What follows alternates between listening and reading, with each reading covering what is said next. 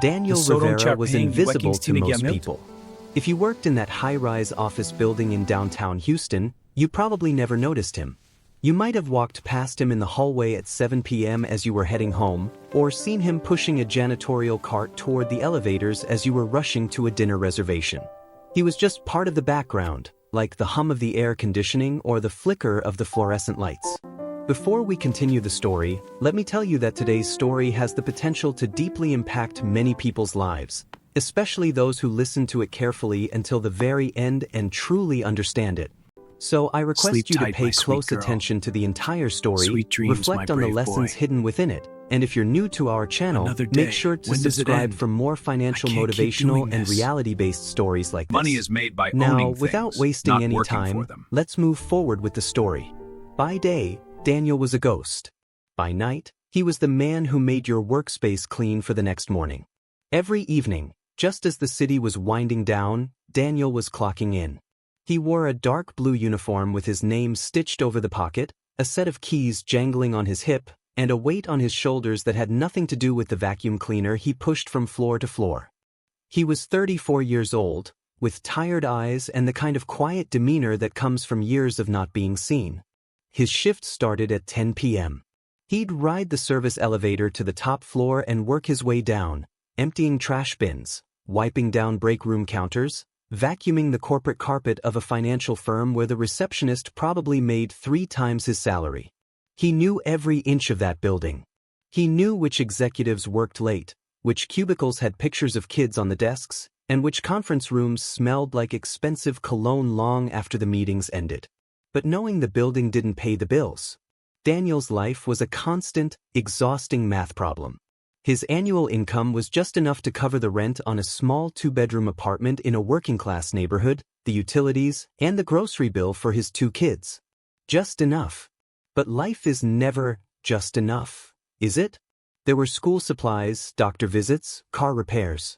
And then there was the past, the credit card debt from when his wife lost her job for a few months, and the student loans he'd been carrying since he dropped out of community college a decade ago.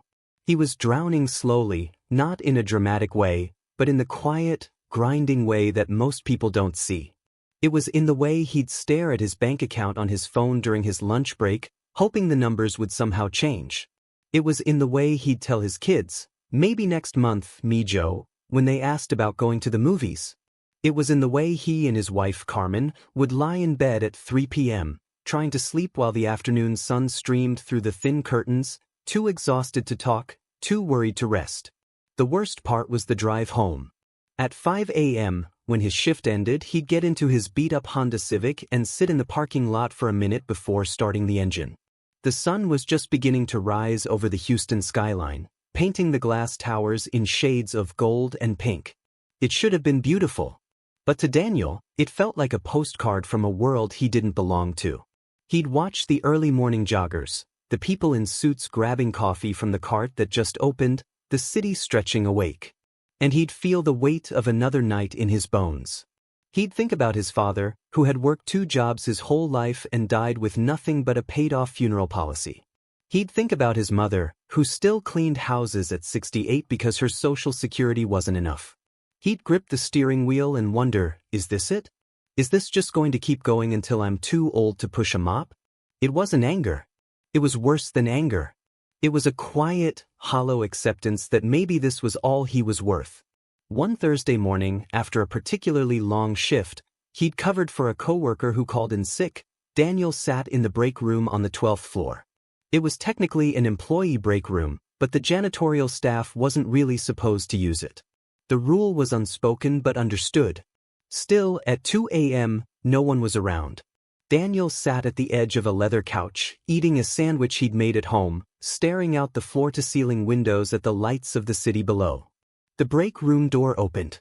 Daniel tensed, ready to apologize and leave. But the man who walked in wasn't security. It was a tall, well-dressed guy in his late 40s, with silver hair and a confident walk. Daniel recognized him. He was one of the executives from the investment firm on the 20th floor. A finance guy. The man had a takeout container in his hand and looked surprised to see Daniel, but not annoyed. "Mind if I sit?" the man asked. "My office is too quiet." I eat better when there's someone else in the room.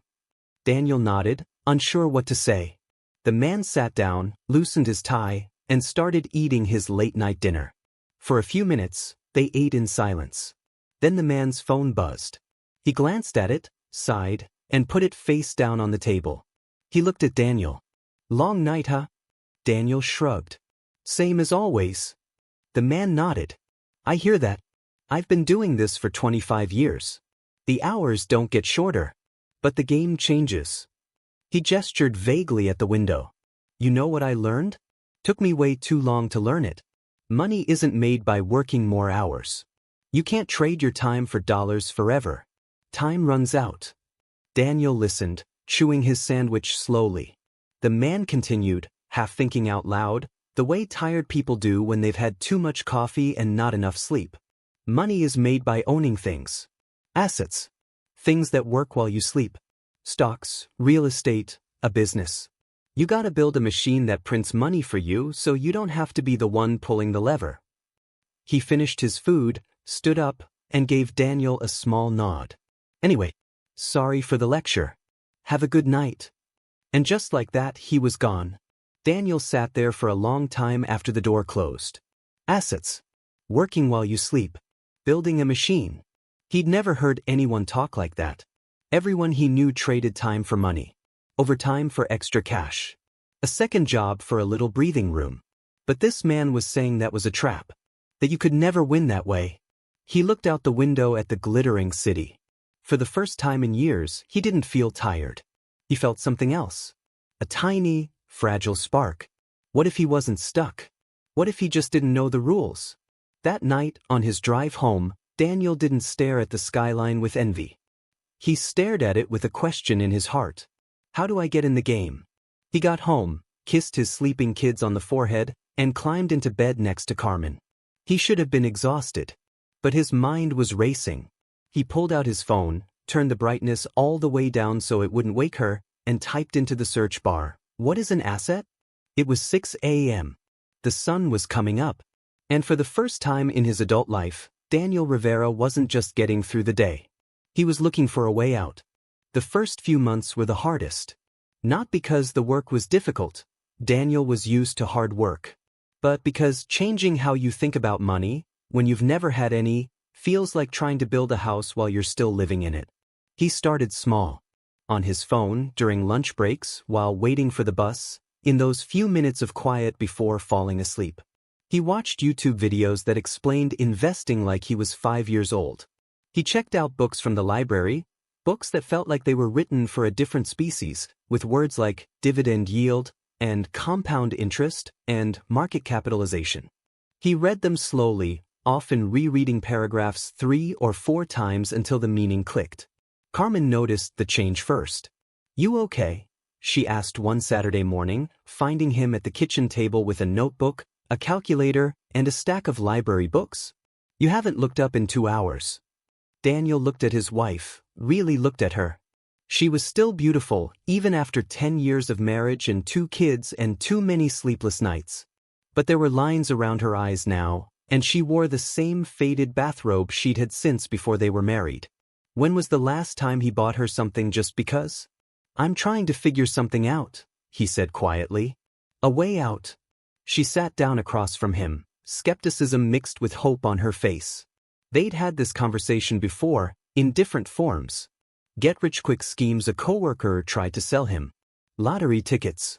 A brief, embarrassing flirtation with multi-level marketing that cost them $200 they couldn't afford. She had every right to be skeptical.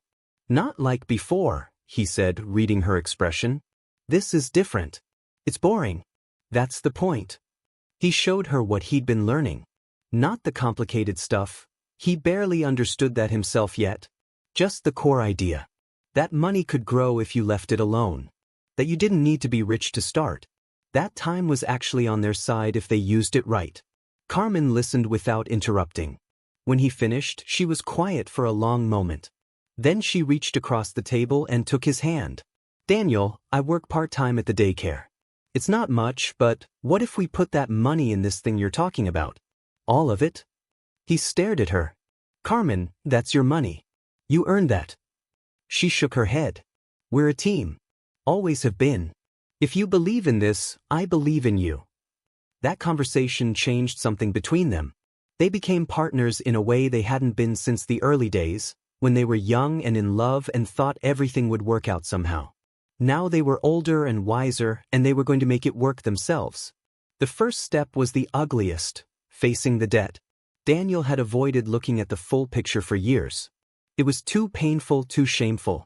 But the books and videos all said the same thing. You can't build wealth while carrying high-interest debt. It's like trying to fill a bucket with a hole in the bottom.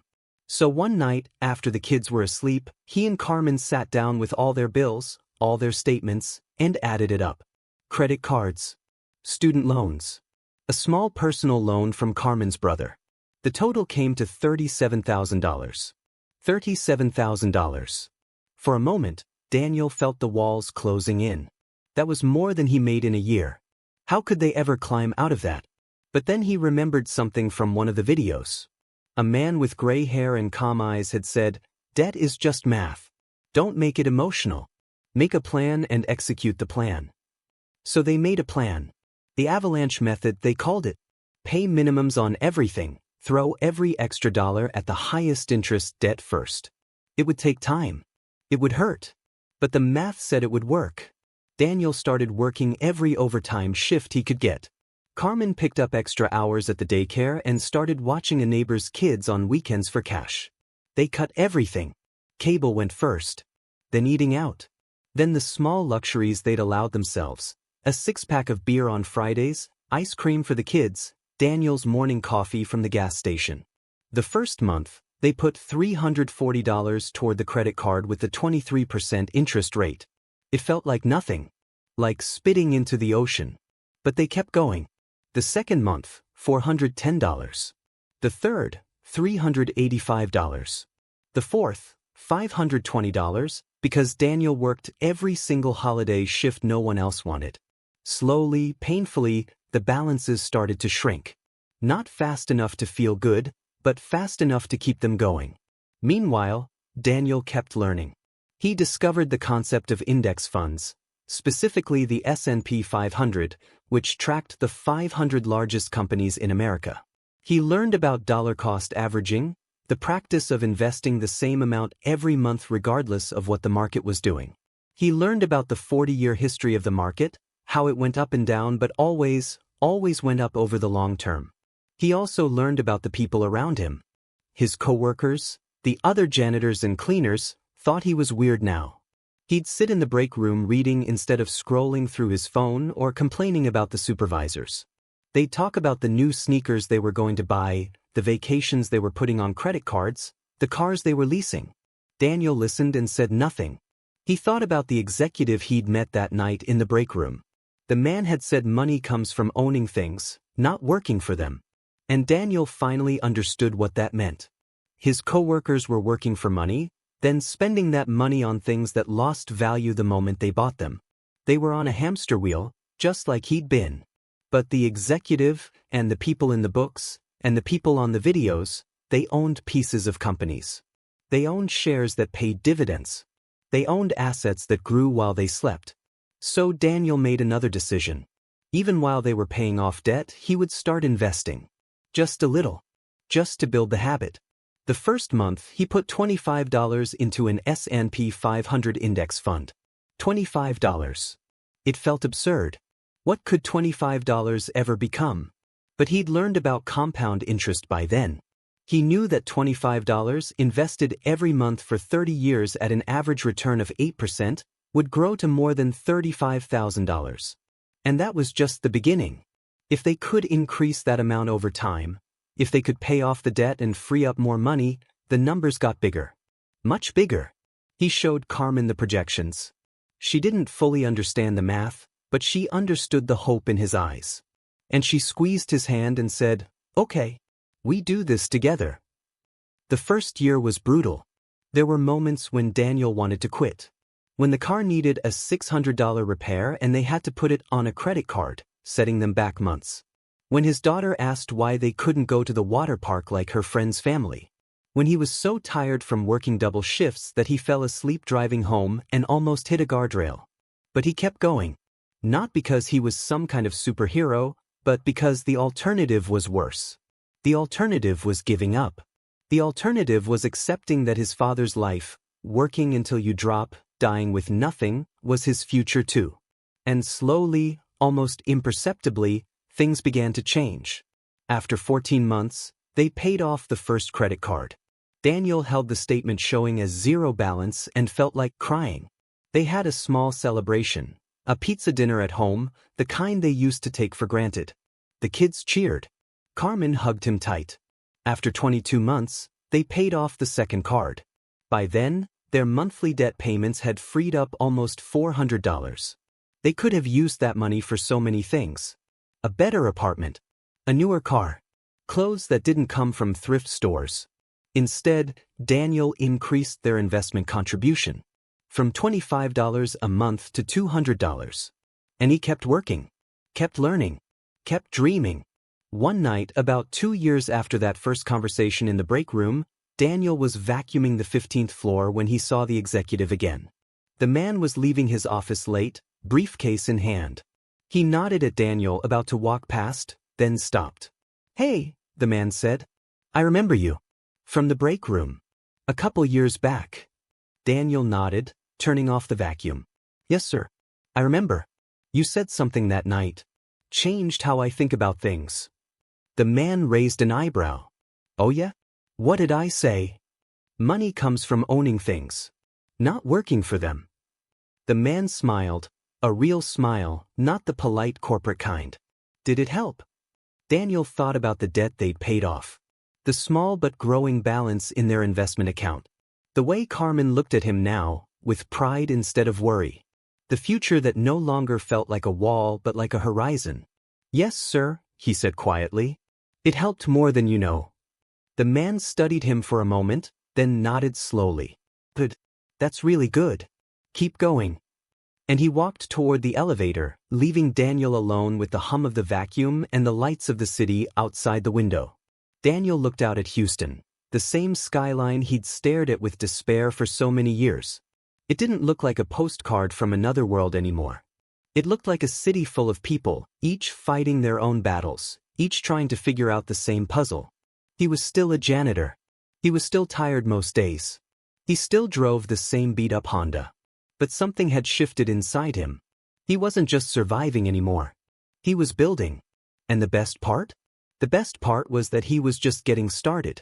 Year 3 was when the real test came. Daniel had been consistent. Relentlessly, boringly consistent. Every month, like clockwork, money went into the index fund. Some months it was $200, some months it was $250, and on the rare good months when overtime and Carmen's extra work aligned, it crept toward $300. The debt was down to less than $10,000, all of it low-interest student loans now. They could see the finish line. But life has a way of testing your resolve right when you think you've figured things out. It started with the car. The Honda Civic that had carried Daniel to work for 8 years, that had brought both his children home from the hospital, that had survived Houston traffic and highway miles and more potholes than any car should endure. It finally gave up. The transmission went. The repair cost was more than the car was worth. Daniel stood in the auto shop, staring at the estimate, doing the math in his head. A new transmission meant no investments for 3 months. Maybe 4. It meant dipping into the small emergency fund they'd carefully built. It meant setbacks. He almost cried right there in the waiting room, surrounded by old magazines and the smell of coffee. Not because of the car itself, but because it felt like the universe was telling him something. Like all his effort, all his discipline, was just a joke. People like him didn't get ahead. People like him got broken transmissions and impossible choices. But he didn't cry. He took a breath, called Carmen, and they made a decision together. They'd use the emergency fund for a down payment on a used Toyota Camry. Nothing fancy, just reliable transportation. They'd finance the rest at a reasonable rate. And they'd pause the extra investment contributions until the car loan was paid off. It felt like failure. It felt like starting over. But here's the thing about discipline that Daniel was learning. It's not about never getting knocked down. It's about getting back up every single time. They adjusted the plan. The car loan became the new priority. They paid extra on it every month, just like they'd done with the credit cards. And after 14 months, it was gone. By then, something remarkable had happened. Without Daniel even noticing at first, the investment account had crossed $15,000. $15,000. It wasn't a fortune. It wasn't life-changing money. But it was real. It was proof. It was years of tiny decisions adding up to something substantial. Daniel would check the account on his phone during lunch breaks, watching the numbers fluctuate with the market.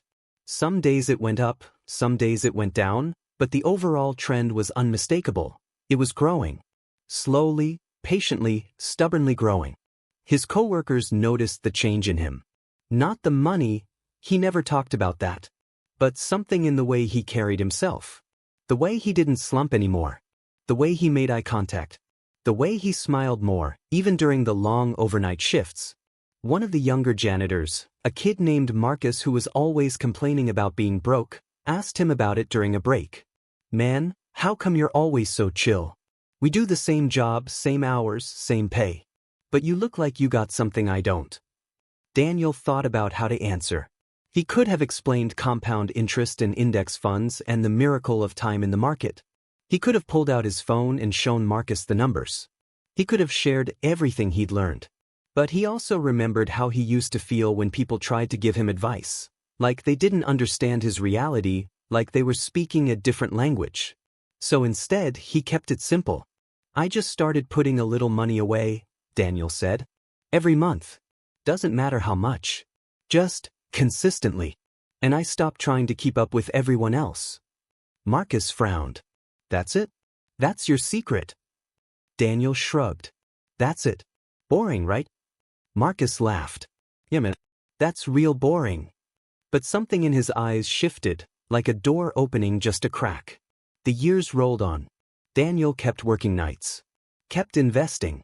Kept living below their means while everyone around them seemed to be living above theirs. He watched his friends and coworkers buy new trucks and take on massive payments. He watched them upgrade to bigger apartments and nicer neighborhoods. He watched them take vacations to Cancun and Florida, posting photos on social media that made their lives look perfect. None of it tempted him anymore. Not because he was some kind of saint, but because he'd learned to see the truth behind the photos. He knew that the guy with the $50,000 truck was stressed about his credit card bills. He knew that the family with the Disney World vacation was going to be paying it off for 2 years. He knew that the perfect lives he scrolled past on his phone were often built on debt and desperation. Daniel and Carmen had something different. Something real. They had peace. They still lived in the same modest apartment. They still drove sensible cars. They still shopped at discount stores and cooked at home.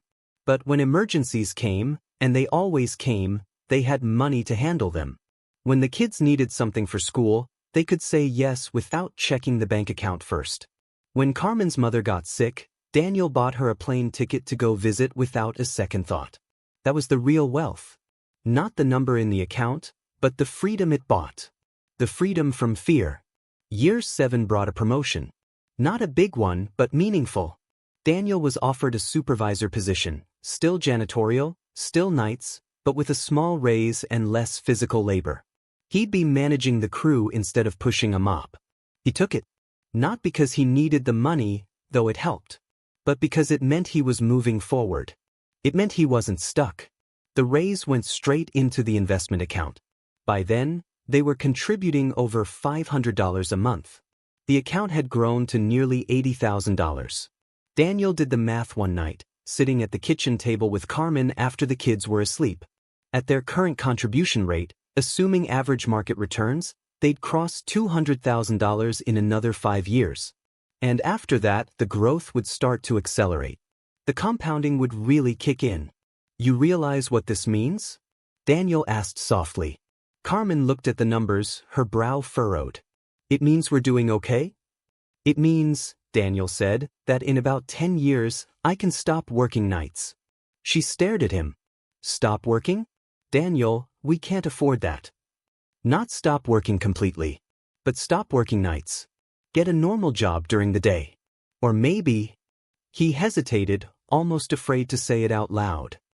Maybe you could stop working altogether. If you wanted. Stay home with the kids more. Or we could both work less. The money would keep growing. We'd have options. Options. That was the word that hung in the air between them. For people like them, options had always been a luxury. You worked because you had to. You took what you could get. You didn't choose. But now, for the first time, they were choosing. Year 10 was when Daniel crossed paths with the executive again. It was a strange coincidence, or maybe not a coincidence at all. Daniel was at a bookstore on a rare day off, looking for a book on retirement planning, when he saw the man in the finance section. Older now, grayer, but unmistakably the same person. The man recognized him too. The janitor from the break room, he said, smiling. Still investing? Daniel smiled back. Still investing. Thanks to you. The man laughed. Don't thank me. You did the work. He glanced at the book in Daniel's hand. Retirement planning, huh? You must be getting close. Daniel thought about the account balance. It was over $400,000 now. Not enough to retire completely, not yet. But enough to change everything. Getting there, Daniel said. Slow and steady. The man nodded thoughtfully. You know, I think about that conversation sometimes. What I said to you. I was just talking, you know? Venting. I didn't think anyone was really listening. I was listening, Daniel said. I was ready to listen. That's the thing. I'd been waiting for someone to say something that made sense. You just happened to be the one who said it. They stood there for a moment, two men from completely different worlds, connected by a few words spoken in a break room a decade ago. What's your name? The man asked. Daniel. Daniel Rivera. The man extended his hand. I'm Richard. And Daniel, I've met a lot of successful people in my life. But I'm not sure I've ever met anyone who earned it more than you. Daniel shook his hand, feeling the weight of those words. He thought about the long nights, the missed parties, the years of saying no so he could say yes to something bigger. He thought about Carmen and the kids and the life they'd built together. He thought about the 22-year-old who'd started this journey, scared and tired and hopeless. That young man felt like a stranger now. I just followed the math, Daniel said quietly. Richard smiled. No. You followed something harder. You followed discipline. Most people can't do that. They want the reward without the wait. They want the shortcut. But you took the long way. And that's why you're going to make it. They said goodbye, and Daniel walked out of the bookstore into the Houston sunlight. He was 47 years old. He still worked nights, though less often now. He'd stepped back from supervising, training younger guys to take over. He still lived modestly. He still drove a sensible car. But in 12 years, he'd gone from a man with nothing but debt and despair to a man with $500,000 in investments. A man with paid-off loans and an emergency fund and a future that looked bright. And he wasn't done yet. Year 15 was the year Daniel Rivera became a millionaire. Not in the way people imagine. No sudden windfall, no lucky stock tip, no inheritance from a long-lost relative.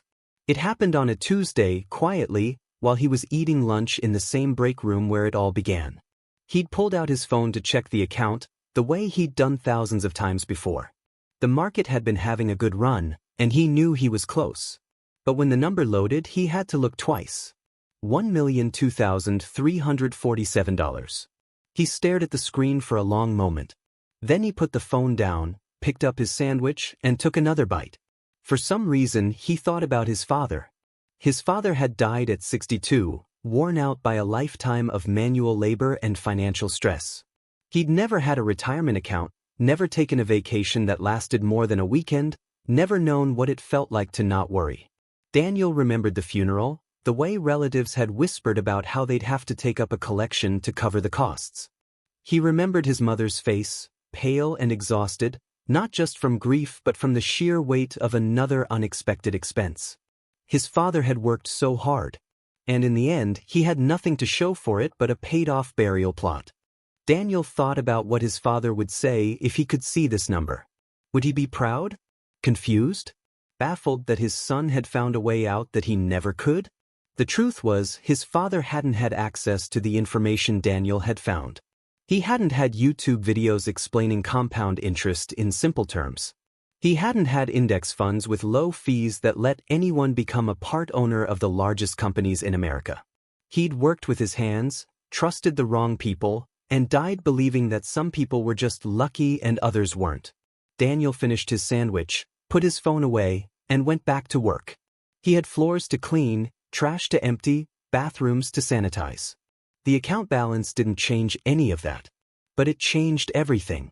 That night, he told Carmen. They sat at the kitchen table, the same table where they'd mapped out their debt repayment plan 15 years ago, where they'd agonized over car repairs and celebrated small victories. Carmen's hair was gray now, and she wore reading glasses when she looked at the phone screen. She studied the number for a long time without speaking. $1 million, she finally said, her voice barely above a whisper. Daniel, this is more money than I ever thought we'd see in our whole lives. I know. What does it mean?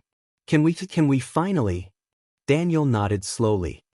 We can do whatever we want. That's what it means. They talked for hours that night, dreaming in a way they'd never allowed themselves to dream before. Maybe a small house. Nothing fancy, just something with a yard for the grandkids they hoped to have someday. Maybe a real vacation, the kind where you fly somewhere and stay in a hotel and don't count every dollar.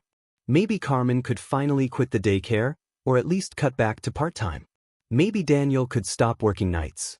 But the next morning, Daniel got up at his usual time, put on his uniform, and drove to work. Something didn't feel right about just walking away. Not yet. He'd been thinking about Marcus, the young janitor who'd asked him about his secret all those years ago. Marcus was still there, still working nights, still complaining about money. But he'd started investing too, a little bit, inconsistently, but he'd started. A few of the other guys had followed. Nothing major, just small monthly contributions, automatic transfers they barely noticed. Daniel had helped them set it up, showed them the same videos he'd watched, explained the same concepts he'd learned. He wondered if any of them would make it. Not to $1 million, necessarily, that wasn't the point. But to a place where they had options. Where they weren't trapped. That afternoon, he went to see Richard. The executive had retired a few years ago, but Daniel had kept in touch. They'd meet for coffee sometimes, two unlikely friends from opposite ends of the economic spectrum. Richard lived in a nice house in the suburbs now, spent his time gardening and volunteering and playing golf. He seemed happy, but there was something restless about him too, like he missed the game. When Daniel showed up at his door, Richard took one look at his face and smiled. You hit it, didn't you? Daniel nodded. Yesterday. $1 million and change. Richard clapped him on the shoulder and pulled him into a hug. Damn, Daniel. That's incredible. Come in, we're celebrating. They sat on Richard's back porch, looking out at a perfectly manicured lawn, and Daniel told him the whole story. Not just the numbers, but the journey. The nights he'd wanted to quit. The moments of doubt. The way Carmen had believed in him when he barely believed in himself. The satisfaction of watching the account grow year after year, until it became something real. Richard listened without interrupting. When Daniel finished, he was quiet for a moment. You know what impresses me most? He finally said. Not the $1 million. Lots of people have $1 million. What impresses me is that you're still the same guy. Still humble. Still working. Still showing up. I don't know how to be anyone else, Daniel said. That's exactly the point. The money didn't change you. It just gave you freedom. And that's the only reason to want money in the first place. Daniel thought about that on the drive home. Freedom. That was the word. Not Lamborghinis or mansions or any of the things people associated with wealth. Just the simple, profound freedom to choose. He could keep working if he wanted to. He could stop. He could do something completely different. The fear that had driven him for so long, the fear of not having enough, of being trapped, of ending up like his father, was gone. And in its place was something he'd almost forgotten, peace. He made his decision that night. The next week, Daniel gave his notice. Not with drama or fanfare, but quietly, the way he'd done everything. He told his supervisor he was moving on, thanked him for the opportunity, and walked out of the building for the last time. On his final night, he rode the service elevator to the top floor one last time. He walked through the empty offices, past the cubicles and conference rooms, past the break room where Richard had changed his life with a few offhand words. He stood at the window and looked out at the Houston skyline, the same view he'd stared at with despair so many years ago. The city was beautiful at night. All those lights, all those people, all those stories. Somewhere out there, another janitor was probably sitting in a break room right now, feeling exactly the way Daniel used to feel. Trapped. Invisible. Hopeless. Daniel hoped that Janitor would hear something someday. A few words from a stranger. A video on a phone. A book from the library. Something that would plant a seed and let it grow. Because that's all it took. Not genius. Not luck. Just a seed and time, and the discipline to keep watering it even when nothing seemed to be happening. He drove home that night in his sensible car, through streets he'd traveled thousands of times. When he walked in the door, Carmen was waiting up for him, something she hadn't done in years. "How do you feel?" she asked. Daniel thought about it. "Free," he said. "I feel free." They stood in the kitchen of their modest apartment, two middle-aged people with gray hair and reading glasses and $1 million in the bank. Outside, the city hummed with life, full of people chasing the same dream Daniel had caught. He thought about the young man he'd been, the one who'd gripped the steering wheel at 5 a.m. and wondered if this was all there was. He wished he could go back and tell that young man the truth. Not about investing or compound interest or any of the mechanics. Just the simple truth that would have made all the difference. You're not stuck. You're just starting. And if you stay patient, if you stay disciplined, if you keep showing up even when it feels pointless, one day, you'll look back and realize that every sacrifice, every no, every long night was worth it. Because the goal was never the money. The goal was always the freedom. And freedom, Daniel Rivera had learned, was worth waiting for. A few months later, Daniel started something new. Not a job, exactly, but a kind of mission. He went to community centers and libraries, to places where people like his younger self might be found, people working multiple jobs, drowning in debt, convinced that the American dream was for someone else. He talked to them the way Richard had talked to him, not lecturing, just sharing. Just planting seeds. He told them about a janitor who'd started with nothing but a question and a willingness to learn. He told them about compound interest in index funds and the miracle of time. But mostly, he told them about the power of small things done consistently over a long period. You don't need to be rich to start, he'd say. You just need to start. And then you need to keep going. Even when it's boring. Even when it's hard. Even when everyone around you is taking the easy path. Keep going. Some people listened. Most probably wouldn't. That was okay. Daniel knew that change couldn't be forced. It could only be offered. One evening, after a talk at a small community center in a neighborhood much like the one he'd lived in 20 years ago, a young woman approached him. She was maybe 25, with tired eyes and a toddler on her hip and the same defeated posture Daniel remembered so well. "You really started with nothing?" she asked. Daniel nodded. "Less than nothing. I had debt. I had no hope. I had a job nobody respected. And now?" He thought about the house he and Carmen had just bought. Small, modest, perfect. He thought about the college funds for his grandchildren, already growing. He thought about the peaceful mornings with coffee and Carmen, no alarm clocks, no rush, no fear. "Now I have time," he said. "Time is the real wealth.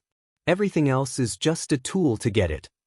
The young woman looked at her toddler, then back at Daniel. Something shifted in her eyes, that same spark he'd felt 15 years ago in a break room, when a stranger's words had landed in fertile ground. "How do I start?" she asked. Daniel smiled. "Let me tell you a story." And he did.